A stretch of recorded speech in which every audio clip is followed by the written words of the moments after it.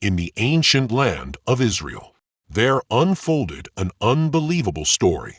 A man outran the king's war horses. This is not mythology, but a true account from 1 Kings chapter 18.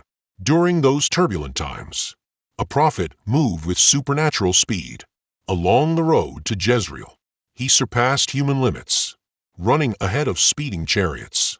This man was Elijah, the prophet of Yahweh. 1 Kings chapter 17 records. Elijah came from Tishbe in Gilead. In an age of idol worship, he stood alone for truth.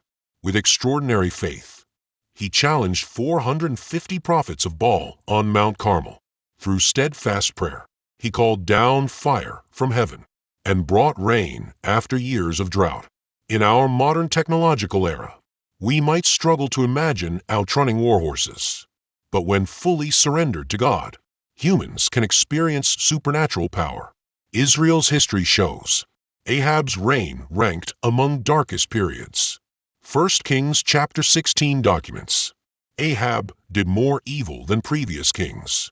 He not only followed Jeroboam's sins, but married Jezebel, daughter of Sidon's king. Jezebel introduced Baal worship to Israel, building Baal temples in Samaria. She promoted pagan religions, maintaining 450 Baal prophets and 400 Asherah prophets, persecuting Yahweh's prophets with brutal force. The nation plunged into spiritual crisis. People followed Baal under political pressure, abandoning Yahweh. 1 Kings chapter 18 describes people wavered between God and Baal, kneeling to idols, yet craving divine protection. Morality collapsed. Justice disappeared. Poor farmers lost fields. Widows lost inheritances. In this critical hour, God raised his servant Elijah. Elijah's name means, Yahweh is my God. From Gilead east of Jordan River, he lived separated from society, unshaken by worldly trends, sustained solely by God's word. 1 Kings chapter 17 recounts, by faith he dwelled by Cherith's brook, fed by ravens. At Zarephath's widow home, he witnessed miraculous provision. God prepared him secretly for coming spiritual warfare. This battle concerned Israel's faith, an ultimate confrontation between true and false gods. Elijah carried divine mission to lead people back to Yahweh, proving him as only true God. History's stage was set. An earth-shaking spiritual showdown began.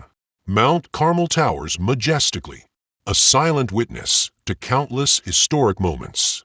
Yet this day would become its most breathtaking chapter. 1 Kings 18 chronicles Elijah summoning all Israel with 450 prophets of Baal to Carmel's heights. Under dawn's golden rays, thousands surged toward the mountain slope, eager to witness this ultimate showdown between divinity and deception. Elijah stood before the multitude, declaring the challenge's terms. Let Baal's prophets choose their bull first. This privilege granted them. Each would prepare their sacrifice on wood, but light no fire. Let the true God reveal himself. The Baal worshippers would call first, though superior in numbers. This arrangement magnified the Lord's faithfulness. The God answering by fire would be acknowledged as true. The people unanimously agreed. Baal's prophets commenced their ritual. From dawn till noon they cried. They danced around their altar, screaming till their throats burned. Yet no voice answered. No fire descended. Elijah mocked their frenzy. Shout louder, he urged. Perhaps he's deep in thought, or traveling, or sleeping. Needs awakening. Enraged prophets slashed themselves. Blood drenched their frenzied forms. From noon till evening's sacrifice, their desperate cries pierced the air. Yet heaven remained silent. Earth withheld response. Now Elijah stepped forward. He restored the Lord's broken altar. 12 stones representing Israel's tribes, dug a trench around the structure, arranged the wood, placed the sacrifice, then commanded 4 jars of water poured over offering and altar. 3 times they drenched it. Water soaked the sacrifice, filled the surrounding trench. At evening's sacrifice hour, Elijah approached the altar. No screaming, no theatrics, only a simple prayer. O Lord, let Israel know today, you are God. I am your servant, acting at your command. Before the prayer faded, heaven's fire fell, consuming sacrifice, wood, stones, dust, even licking up trench water. The people fell face down, crying as one, the Lord is God. The Lord is God. In this moment, truth was unveiled in its purest form. In this moment, faith returned to its sacred foundation. In this moment, divine power shook human souls. Carmel's victory wasn't Elijah's triumph, but heaven's appointed hour, when God revealed himself to his wandering people. The triumph on Mount Carmel was not the end. A greater miracle was being prepared. 1 Kings chapter 18 records. Elijah said to Ahab, "Go eat and drink, for there is a sound of heavy rain." What an astonishing prophecy! When the sky remained cloudless, without a trace of moisture, Elijah climbed Carmel's summit alone. He bowed to the ground, with his face between his knees. He told his servant to scan the sea. The servant reported, "Nothing there." Elijah insisted, "Go look again. Once, twice, thrice, 4 times, 5 times, 6 times." Still the servant answered nothing. Yet Elijah kept praying. His faith never wavered. The 7th time came. The servant declared, "A cloud as small as a man's hand, rising from the sea." That tiny cloud became God's visible promise. Elijah urgently warned Ahab, "Hasten your chariot before rain stops you." Suddenly dark clouds engulfed the sky. The downpour's overture began. 3 years and 6 months of drought, precisely timed as James chapter 5 states. Elijah's prayer received full answer. His faith endured complete testing. He teaches us, true prayer requires not formula, but faith and persistence. He demonstrates, waiting isn't passive delay, but active anticipation of God. Living water would soon drench parched earth. A greater wonder was unfolding. At the onset of the storm, the Spirit of God moved mightily upon Elijah. This was God's appointed moment to display his power. As recorded in 1 Kings 18, the hand of the Lord came upon Elijah. He girded his loins and prepared to outrun Ahab's chariot from Mount Carmel to Jezreel, a distance stretching nearly 40 kilometers. An extraordinary challenge for any mortal, especially amidst gathering tempest forces. Dark clouds shrouded the sky. Lightning split the heavens. Howling winds whipped across the land. Torrential rains drenched the earth. The path turned treacherous with mud. Visibility dwindled to near darkness. Yet Ahab's royal chariot stood ready, its wheels rumbling across the storm-swept plain. Mighty steeds strained toward Jezreel, the king's finest horses and strongest chariot. Under normal circumstances, no human could match their speed, but divine empowerment surged through Elijah. His feet became swift as the wind. Gravity's constraints dissolved before him. His endurance flowed like an unending spring. Though rain lashed his face, his pace never faltered. Though mud clutched at his sandals, the path became level before him. He transcended human limitations. He defied the laws of nature. He ran ahead of the speeding chariot, displaying power beyond human capacity. This was no ordinary feat of human strength, but a divine miracle unfolding, not merely physical endurance, but living testimony to faith. Onlookers stood awestruck. Never had they witnessed such a spectacle. A man outpacing royal steeds, a prophet surpassing the king's chariot. What overwhelming evidence of God's power! What undeniable demonstration of divine authority! The Lord had proven himself on Carmel's heights. Now he revealed his might through prophets' feet. This moment became etched in Israel's history, an eternal witness to God's faithfulness.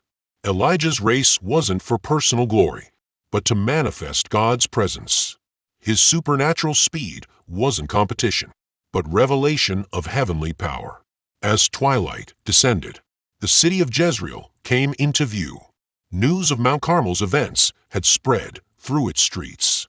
The city gates became a gathering place for those awaiting the miracle's confirmation. 1 Kings chapter 18 records. Elijah outran Ahab's chariot to Jezreel. What a breathtaking spectacle unfolded. A prophet surpassing royal transportation.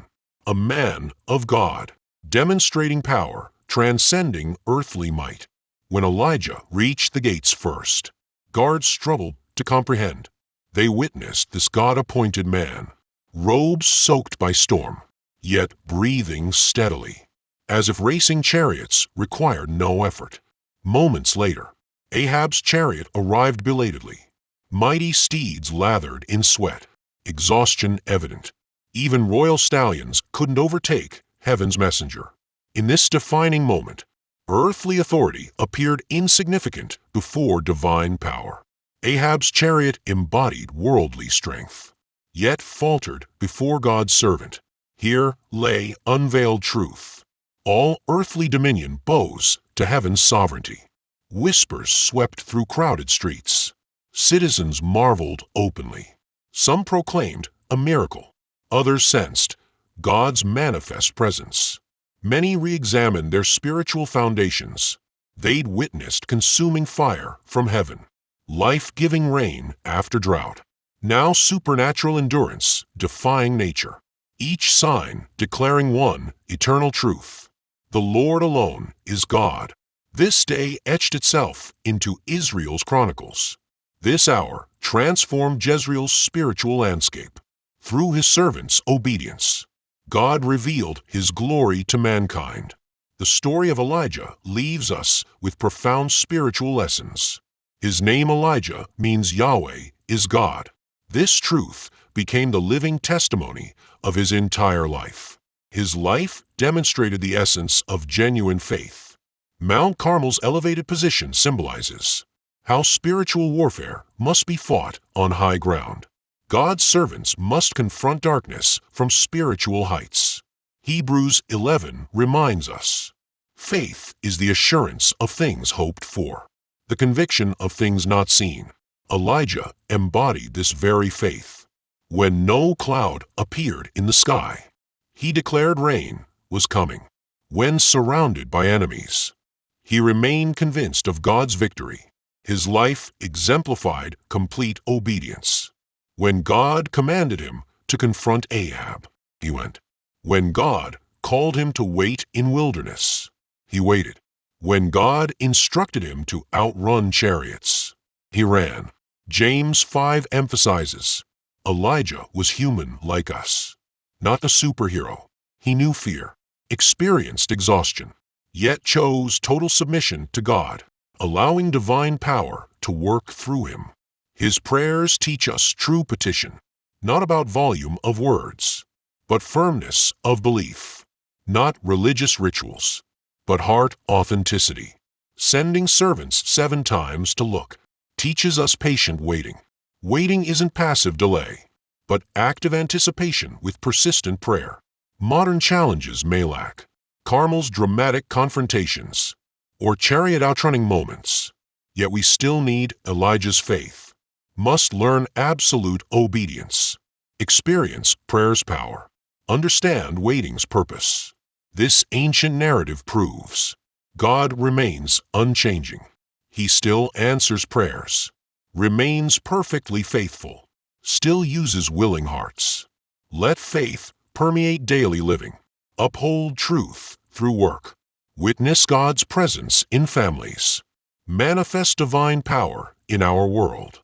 The story of Elijah outrunning the chariots now concludes. This miraculous account from 1 Kings chapter 18 reveals the beauty and power of a life fully surrendered to God. Here we witness faith's extraordinary strength, the transformative might of prayer, the profound purpose in waiting, and the tangible manifestation of divine wonders. This is more than historical record. It's a living encouragement for every believer. When facing life's challenges, whether professional pressures, family struggles, or spiritual trials, Elijah's story reminds us, trusting God wholeheartedly invites His tangible presence. When we choose full obedience, God reveals His mighty works through us. If this narrative has stirred your spirit, share your reflections in the comments below. Let's strengthen one another on this faith journey. In our next video, we'll explore more transformative Bible stories. Stay tuned. May Scripture's light continually guide us. May God's truth direct our paths.